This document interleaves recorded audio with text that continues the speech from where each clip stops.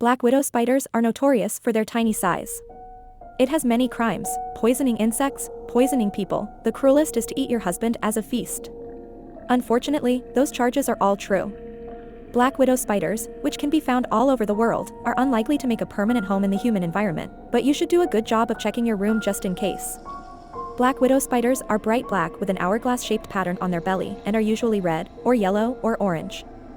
Until 1900, the black widow spider didn't have a fixed name. It was variously called the hourglass spider in some countries, the shoe buckle spider in others, and the poison lady in others. A century passed and the name black widow spider was big. Most people accept it, and it's settled. Among black widow spiders, there is a striking difference between females and males, which explains why black widow spiders have such a bad reputation. Male black widow spiders are dark brown with white stripes on their ventrals. Usually the male black widow spider is not obvious in size and color.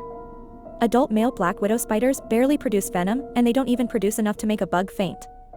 Female black widow spiders, on the other hand, have conspicuous markings on their abdomens and all their poison glands. They're constantly churning out venom worse than that of a rattlesnake. Female black widow spiders are usually 2 to 3 times larger than males.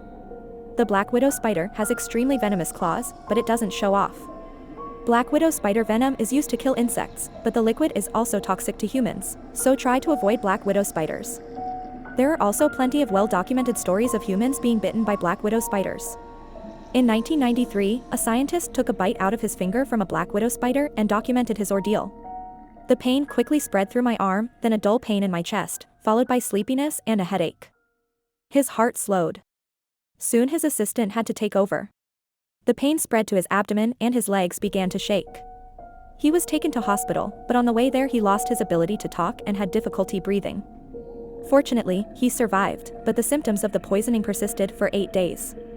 Male black widow spiders are also on the brink of death during mating season. After locating a female black widow spider, the male sends a message to her by shaking the web with his belly, like knocking on a door.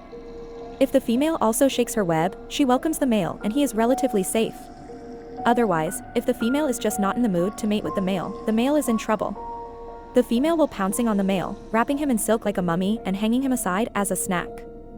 If the female black widow spider is ready to mate, all is well. Only if the female is extremely hungry will she eat the male after mating. Usually, she lets the male go and quietly carries on the family line.